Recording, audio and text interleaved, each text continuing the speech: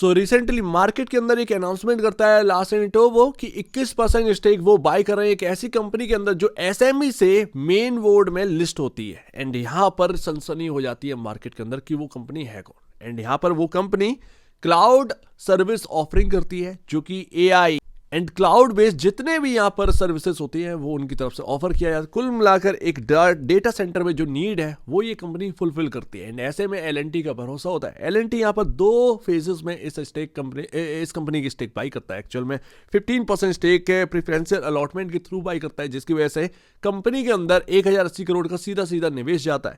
And उसके बाद 5 से 6%, एक्चुअल में 6% एडिशनल स्टेक जो बाई करेगा वो मई 2025 तक यहाँ पर पूरा हो जाएगा। एंड जैसा कि मैंने कहा कि सनसनी हो जाती है, आप एलएनटी का जो चेयरमैन है उनका इंटरव्यू देख सकते हैं, यूट्यूब पर आपको अवेलेबल है। एंड उस इंटरव्यू में वो काफ़ी सारी बातें बताते हैं कि वो इस कंपनी के अंदर क्यों निवेश कर रहे हैं, इतना बड़ा निवेश इतने भारी भरकम वैल्यूएशन पर क्यों यहाँ पर इन्वेस्टमेंट आ रहा है उनका, जबकि कंपनी की यहाँ पर अर्निंग्स उतनी बेहतर नहीं है, तो एलएनटी क्यों उधर की तरफ देख रहा है, पूरी बात करेंगे। एंड इस एलएनटी के मूव को बोल्ड मूव कहा गया है। एंड ऐसा नहीं कि हर बार यहाँ पर रिटेल निवेशक ही टॉप पर खरीद लेता है, नहीं, एलएनटी में एक्चुअल में यहाँ पर टॉप पर निवेश कर दिया इस कंपनी के अंदर। एंड यहाँ पर 3,896 रुपये का प्राइस देखने को मिलता है। कंपनी ने एसएमई से शुरुआत करी थी, लेकिन भारी भरकम और दिग्गज यहाँ पर ये कंपनी देखने को मिली है। भाई प्राइस तो अभी देखने को मिल रही है, बट फ्यूचर में जो एलएनटी का भरोसा है वो हमें बताता है कि शायद इस कंपनी से बहुत कुछ मिलने वाला है भारत को। एंड यहाँ पर आप देखेंगे कि 2023 से पहले ये लिस्टिंग हुई थी एसएमई के अंदर। एंड यहाँ पर जो प्राइस था वो लमसम 100 से 120-130 के अराउंड मिलता था। एंड उसके बाद एक बहुत ही बेहतरीन यहाँ पर एक बहुत ही अच्छा खासा हमें मूव देखने को मिला है, जिसने मल्टी बैगर रिटर्न दिए। 5,800 या 600 के अराउंड टॉप बना था इस कंपनी का। एंड इधर ही एलएनटी आई है। एलएनटी को ज़्यादा टाइम नहीं हुआ है, लार्सन एंड टोब्रो ने यहाँ पर लमसम 5,200 5,300 पर, अगर आप इंटरव्यू देखेंगे जो उनकी मैनेजमेंट कर रही है उसमें जो प्राइस हमें देखने को मिला है वो 5,200 से 5,400 के अराउंड देखने को मिला है। तो टॉप पर निवेश यहाँ पर जो है उनका किया गया है, प्रेफरेंशियल अलॉटमेंट जो करी गई है। हो सकता है कि कुछ डिस्काउंट पे चल रहा है, उसका फिगर मुझे नहीं पता, बट थोड़ा टॉप पर यहाँ पर निवेश है। एंड एलएनटी ने आप जब ये फाइनेंशियल देखेंगे तो आपको समझ में आया कि बहुत ही भारी भरकम कंपनी के अंदर निवेश कर दिया है, वो भी हाई वैल्यूएशन पर। अब यहाँ पर आप देखेंगे सेल्स का नंबर जो कि सितंबर 2024 यानी कि Q2 का है, 48 करोड़ का सेल्स क्लॉक किया है, जबकि इन्वेस्टमेंट 1400 करोड़ का है या उससे एबव है, तो ये काफ़ी ज़्यादा लग रहा होगा। आप देखेंगे ऑपरेटिंग मार्जिन जो है वो 66% का है। ऑपरेटिंग प्रॉफिट यहाँ पर 31 करोड़ रुपए का हमें देखने को मिल रहा है, तो ऑपरेटिंग प्रॉफिट तो बहुत ही अच्छा है, ऑपरेटिंग मार्जिन भी ठीक है। बट आगे चलते चलते जब ये फाइनेंशियल बढ़ेंगे तो ये थोड़ा सा यहाँ पर कुछ इस तरीके से नहीं रहने वाले, थोड़ा सा चेंजेस होंगे। एंड ठहर जाइए, पूरी बात अभी हुई नहीं है, अभी तो शुरुआत है, बहुत ही इंटरेस्टिंग चीज़ें आपको पता चलेंगी। नेट प्रॉफिट आप देखेंगे तो 12 करोड़ का है, जो कि हाईएस्ट है अब तक का। एंड यहाँ पर आपको ये देखने को मिल गया होगा, समझ में आ गया होगा कि जिस तरीके एलएनटी का निवेश है शायद वो बेकार जाने वाला है, क्योंकि ये फाइनेंशियल तो यहाँ पर क्या ही कमा रही है कंपनी। तो उस इंटरव्यू में एलएनटी के जो इंटरव्यू दे रहे थे उनसे पूछा गया कि एक तो ये हाई वैल्यूएशन, आप इस हाई वैल्यूएशन में निवेश क्यों करें, इतना बड़ा निवेश आपको क्या ये ठीक लग रहा है, या फिर आप पूरी कंपनी क्यों नहीं खरीद ले रहे हैं। जब आप जो इन्वेस्टमेंट कर रहे हैं स्ट्रेटेजिक इन्वेस्टमेंट है, पूरी कंपनी खरीद लो ना, आपके लिए तो बहुत छोटी सी बात है। अब यहाँ पर जो है समझिए कि ईयरली सेल्स कितनी है, उसके बाद उस इंटरव्यू की बात पर आएंगे। सेल्स यहाँ पर क्लॉक करिए 94 करोड़ की मार्च 2024 में, 51% का ऑपरेटिंग मार्जिन एंड 48 करोड़ का यहाँ पर जो है operating profit. And net profit जो है साल का वो 22 करोड़ क्लॉक किया है इस कंपनी ने, तो ये तो थोड़ा सा समझ से बाहर है, राइट। तो यहाँ पर लग रहा होगा कि कुछ ये हाल है, एंड आज की डेट में कुछ ये हाल है, एंड स्टॉक बहुत चल पड़ा है, तो ऐसे में तो रिटेल निवेशक की तो हवा निकल जानी है। एलएनटी तो बच नहीं पाया भाई, उसने तो हाई निवेश कर दिया है बहुत हाई वैल्यूएशन पर। तो भैया वो एलएनटी है, लार्सन एंड टोब्रो कहते हैं उसे, उसके लिए बहुत आम बात है उनके लिए कि मेरे ख्याल से शायद मूंगफली बराबर निवेश है। आप इस बात को समझ सकते हैं। एक रिटेल निवेशक अगर उसका प्राइस, अगर शेयर का भाव 1,000 रुपये गिर जाता है तो वो काफ़ी ज़्यादा लॉसेस में आ जाता है। ऐसे में अगर वो निकलने की भी सोचे तो भी निकल नहीं सकता, क्योंकि उसका पैसा काफ़ी ज़्यादा डूब गया। बट ये लार्सन एंड टोब्रो है, उन्होंने 100 साल का प्लान बनाया होगा इस कंपनी से कि आगे क्या करना है। तो काफ़ी स्ट्रेटजिक इन्वेस्टमेंट रहती है इन कंपनियों की। तो आप सीधे तरीके से आप ये नहीं कह सकते कि एल ने ख़राब कर दिया पैसा, नहीं। एल से जब पूछा गया कि हाई वैल्यूएशन पर निवेश क्यों कर रहे हैं, तो उन्होंने कहा कि लोग एनवीडिया में हाई वैल्यूएशन क्यों ले रहे हैं, इतने हाई पर क्यों शेयर बाई कर रहे हैं, बिकॉज ऑफ टेक्नोलॉजी। आगे जिस तरीके से टेक्नोलॉजी चेंज हो रही है, आपको हाई वैल्यूएशन तो देनी पड़ेगी इन कंपनी को। तो ऐसे में यहाँ पर समझ में आया कि एल को ये जो वैल्यू यहाँ पर जो इन्होंने बाई करा है, 5,000 के अराउंड जो शेयर बाई किए हैं, जिसमें 7,000 करोड़ का मार्केट कैप है कंपनी का आज की डेट में। एंड जब ये 5,000 के अराउंड होगा तो ये लमसम 8,000, 8,500, 9,000 करोड़ के आसपास का मार्केट कैप होगा इस कंपनी में।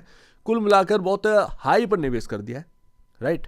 तो यहाँ पर आप देखेंगे उनके लिए वो हाई नहीं है, वो देख रहे हैं कि आगे आने वाला time data centre and data centre से आने वाला जो एक अपॉर्चुनिटी है वो आगे के लिए तैयारी कर रहे हैं। एंड वो इस कंपनी को हाई वैल्यूएशन कंपनी में गिनती नहीं करवा रहे हैं। ये उनका एक सही तरीके से कहना है कि टेक्नोलॉजी है तो आपको महंगापन यहाँ पर देखने को मिलेगा एंड उसकी कीमत चुकानी पड़ेगी।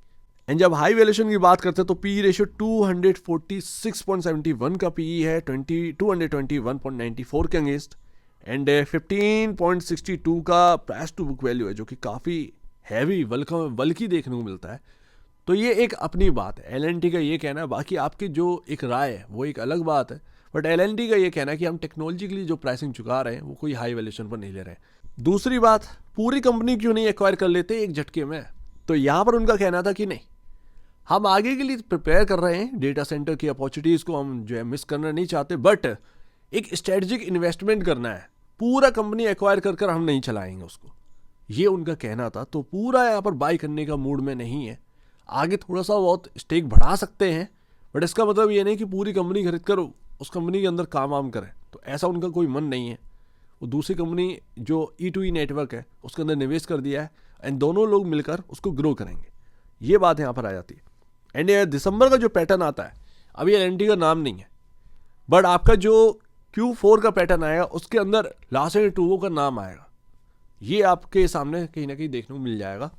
बाकी यहाँ पर अगर आप देखेंगे, प्रमोटर थोड़ा सा बाहर निकले, 51.56% के अगेंस्ट 43.83% पहुंच गए। 59.71% होल्ड करते थे कभी लगातार। FIS 2.81% पर है, DIS 3.46%, जो कि DIS लगातार इस कंपनी के अंदर बेचते फिरे हैं। 15.01% है इस कंपनी के अंदर होल्ड करते थे होल्डिंग, आज की डेट में सबसे लोएस्ट पॉइंट पर आ चुकी।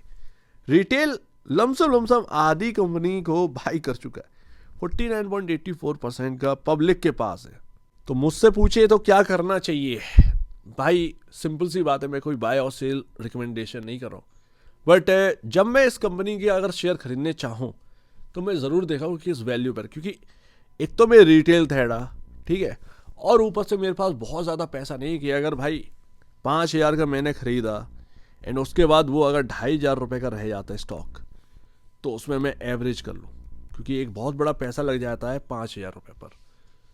अगर सही तरीके से देखा जाए तो क्या बहुत महंगी कंपनी देखने को मिल रही है? हाँ, बहुत महंगी कंपनी देखने को मिल रही है, बट आगे आने वाली अपॉर्चुनिटी कहीं ना कहीं इसको जो पैरामीटर्स पर जो महंगी पड़ रही है वो शायद अचानक से सस्ते होते हुए दिखे, बट वो कौन सा समय आएगा ये पता नहीं। क्या आप L&T के भरोसे इसमें बाई करके रखना चाहते हैं तो वो आपका डिसीजन है, आपका पर्सनल डिसीजन है, बट जिसे भी हैवी वैल्यूएशन लग रही है, अगर बहुत हैवी वैल्यूएशन लगती है आपको तो आप SIP करो ना। आज ही थोड़ी छूमंतर हो जाएगी कंपनी का स्टॉक, आप SIP करिए।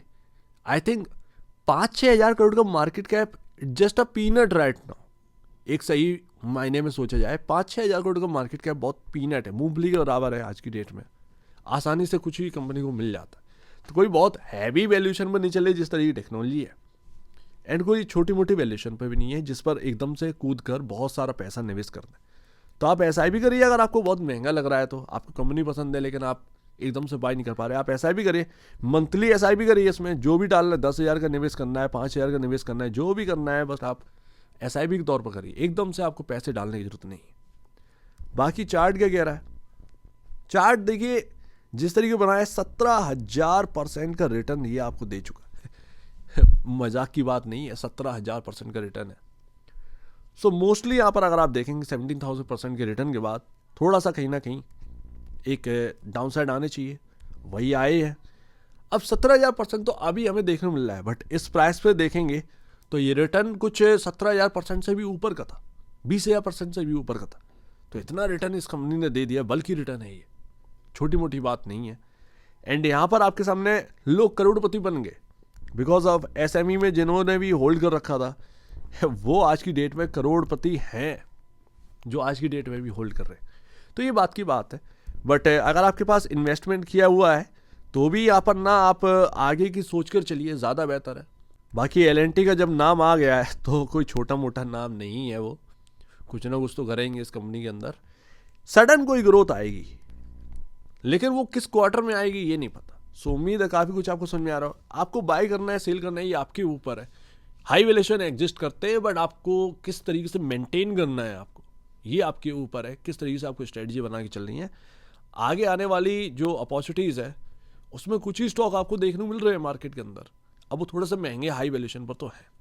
एक और यहीं पर नाम आ जाता है नेटवेव, वो ऑलमोस्ट 900 पे मैंने बात करी थी।